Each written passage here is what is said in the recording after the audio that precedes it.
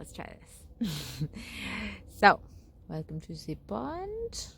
We're going to talk about the stagnation of energy, specifically regarding the immobilization, decisions that we feel immobilized by, and how sometimes these really small decisions, they might seem really tedious or domestic, can actually be a tell that there is a deeper stagnancy happening when it feels impossible to just make a decision on them. And so, something that I've been looking at in my home and in how my home, for me, because I overanalyze life, because I find it very fascinating to see life as your oracle, is a place that can speak to you about what's going on an energetic level. So, for me, places like the kitchen and where water moves, or air circulates, so like a fridge, how fridges and freezers, in order to function, there needs to be a circulation of energy. There needs to be circulation of temperature control, and with water, there needs to be proper drainage. You need to have your sink, the pipes clear. You need to have things like that. And so that these areas in our home, if you have a home that has sewage and septic systems and things like that, are great places to explore the physical manifestation of energy being stuck or not. So why I'm bringing this up is what I've noticed in my own self is that there are decisions that, specifically when they affect others and they're waiting on me to make them, it can cause this almost like a bit of a tangle, an energetic tangle between people. Because what happens is that regardless if you are, well-intended or seeking seeking the right opportunity, the right space to make a clear decision that's going to affect the momentum of other people's lives, you're still creating some sort of like knot in their capacity to move forward.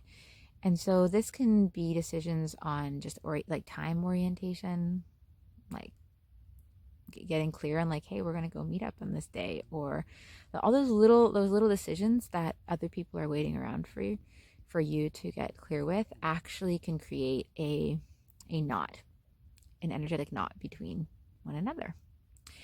And so if over time they're not honored, if over time there's a continual like backtracking and having to go against your word, but saying, let's do this in the future, that all those times that you kind of plant these future seeds are actually capable of creating these energetic pathways, ideally to create pathways for fulfillment, a pathway that you're going to take action on, that you're going to remember. But when you don't remember these agreements that you've made, even if they feel really like kind of off the cuff or well-intentioned, but maybe it won't happen, but you're not being honest with yourself, that is an issue.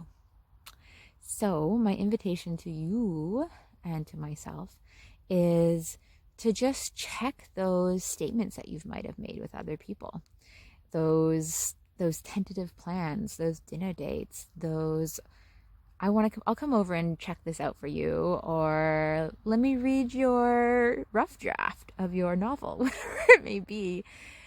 And if you've noticed that you've dropped the ball on those exchanges, maybe reach out and be clear and with that person. It could be as simple as like, I know that I've dropped the ball on setting up a date, or it's been a year, or it's been to get back to you on this. And you can be honest, like, I actually forgot about it. Or you can be honest and say, for some reason, making this decision or creating this agreement was bigger than I understood why. And that in itself can start clearing and letting the energy flow. Because sometimes in my life, there's certain dynamics that I'm need to prepare myself to engage with when I'm inviting somebody over, or I want my home to be a certain way, or there's all these kind of, this needs to be a certain way. I need to feel a certain way to be in the place of supporting this interaction. And life doesn't always provide that environment.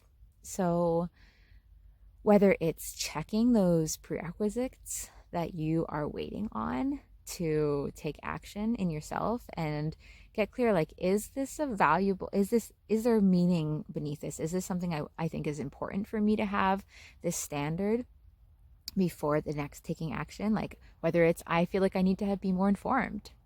That's a big one. What would it take to feel like you're more informed? Have you actually done the legwork to do the research to feel like you're more informed, or has it felt like this daunting task that you'll get to when you have like an hour, which you never have to do it? So just looking at, like, kind of dissecting these decisions that we've dissecting these decisions that we are potentially not making, and noticing, well, what is the block there? And is the reason for this stagnation, or this halting on letting the energy flow, valid? Or is it maybe something that you need to look into, because it can be really easy to validate reasons why we stay in stagnation, or why we halt progress in our lives and in our relationships. And it's surprising in my journey of exploring this to see what counts as a valuable reason, and where my discomforts might seem really small, and I might not be taking true account for the impact that they're actually having in letting life flow and letting life move through me and my connections and the way that I'm showing up and the aspirations I have. So that is what I wanted to share with you all today. This beautiful pond, and just remembering the medicine of the pond is like, this pond is creek fed. So there's always a little bit of water flowing through it. There's actually a little creek that like flows down. And, sometimes there can be energy moving into these big things that may feel almost stagnant. So just getting clear if there is energy moving through it, or if you're actually just digging a deeper ditch of stagnation.